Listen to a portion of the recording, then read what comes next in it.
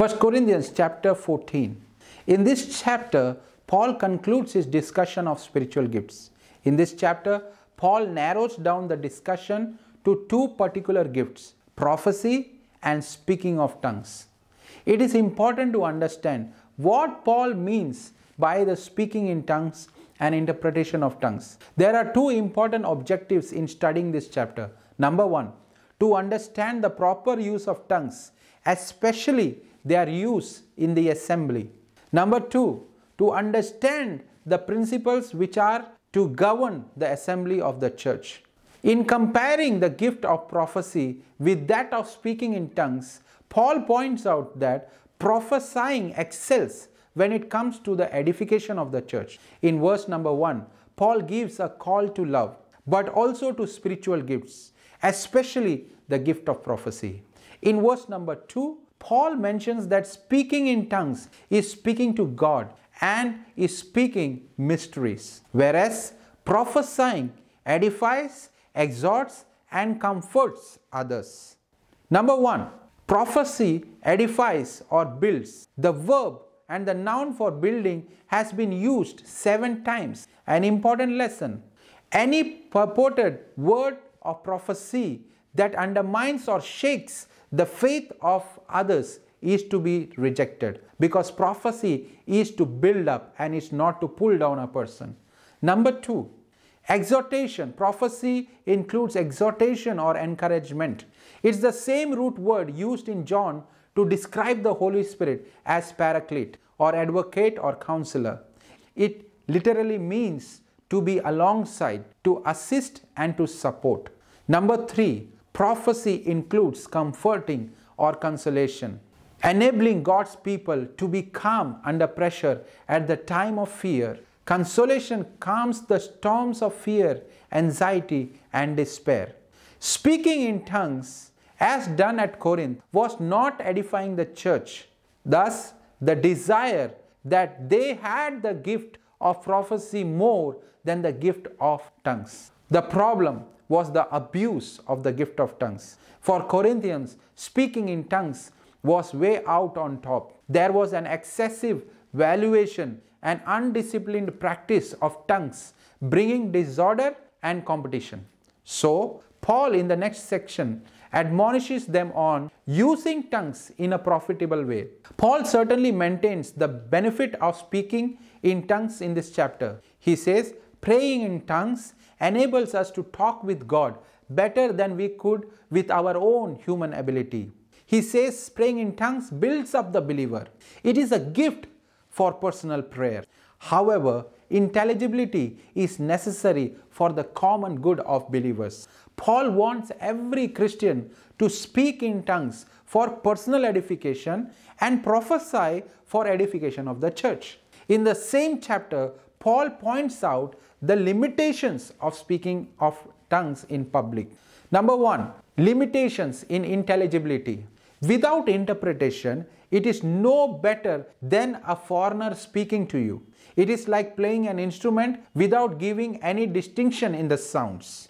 The positive way forward for the person who speaks in tongues is to pray for the power to interpret. So, tongues plus interpretation will lead to building up of the church. The second limitation is the limitation in personal wholeness. Speaking in tongues is an evidence of the Spirit of God bringing one to a new wholeness, a new integration of the total psyche. However, the mind is unfruitful. Paul wants the Corinth Christians to be mature in their thinking, exercising their minds through the Spirit to the full extent of their abilities. He mentions 5 areas. Number 1, in prayer, in singing, in thanksgiving, in instruction, and in thinking. Limitation number 3, Paul says it's limitation in impact on outsiders. Paul always has one eye on the outsider. The apparent contradiction is found in verses 21 to 25. The wider context of chapter 14, verse 22 is found in Isaiah chapter 28, verse 11 and 12. That indicates what kind of sign Paul had in mind. The context of Isaiah 28 needs to be examined. It is a judgment oracle against the scoffing rulers who ally with Egypt. They mock the prophets and the prophecy. In chapter 28, verse 9 and 10, it records not Isaiah's words, but the kings are saying that the prophets are just going blah blah. In verses 11, God is going to use that language against those who are mocking. In Isaiah chapter 28 verse 11, an alien tongue will be a sign of judgment related to unbelief and disobedience. So in Corinth, tongues are a sign of judgment, not blessing, for unbelievers because of the inaccessibility of divine revelation. Thus, Paul speaks in tongues more than them all, but people, especially outsiders, need to understand the truth. That is what the point Paul is emphasizing. Improper use of speaking in tongues in the assembly can even bring reproach on the church. In the next section, Paul teaches them on regulating the use of tongues, the control of the gifts of tongues. Number 1, let all things be done for edification. The major concern on Paul's heart throughout this chapter is the edification of the church. The word comes 7 times in the following verses. In verse 3, 4, 5, 12, 17 and 26. He now deals with what happens in Corinth. There was a tendency of disorder, individuals going ahead with their own personal preferences instead of thinking about the need of others. He is probably thinking of the different home churches at Corinth meeting together at large houses of one wealthy Christian. Paul makes some practical suggestions for order and the need for congregational control. Therefore, Paul regulates the proper use of spiritual gifts in the assembly with a series of instruction, including commandments from the Lord about the place of woman. Number 2, 2 or 3 may speak in turn, but let one interpret. Paul mentions it in verse 27. Paul limits the number of tongues to 2 or 3 plus interpretation by anyone in the meeting. Instruction number 3, if there is no interpreter, keep silent in the church. Speaking in tongues must always be accompanied with interpretation of tongues. He prohibits any use of tongues if there is no interpretation. He then goes on to teach them on regulating the use of prophecy. How we need to control those with the gift of prophecy. Point number 1, 2 or 3 prophets may speak, but others may discern. Prophecy needs to be weighed, tested, and evaluated. Does the prophecy glorify God? Is it in accord with the scriptures? Does it build up the church? Is the prophecy spoken in love? Does the speaker submit to judgment to others? Is the speaker in control of himself? Is the speaker demonstrating the fruit of the Spirit in his life? Point number 2, prophecy need to be done in turn, that all may learn, for the spirit of the prophets are subject to the prophet. Again, Paul reinforces the fact of self-control in all genuine manifestation.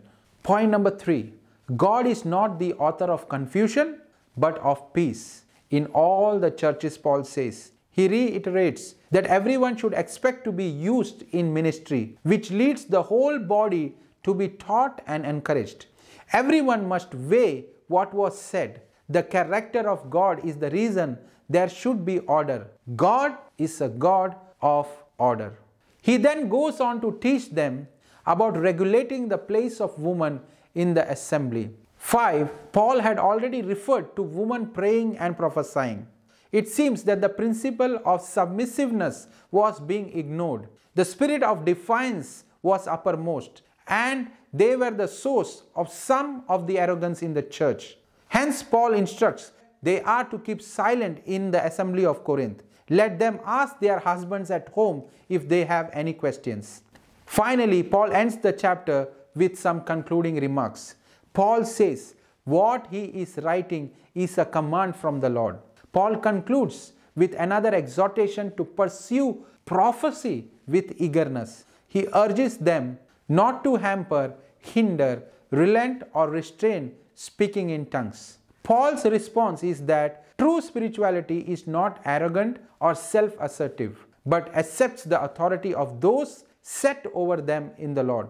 His final word is the priority of edification. Let all things be done decently and in order.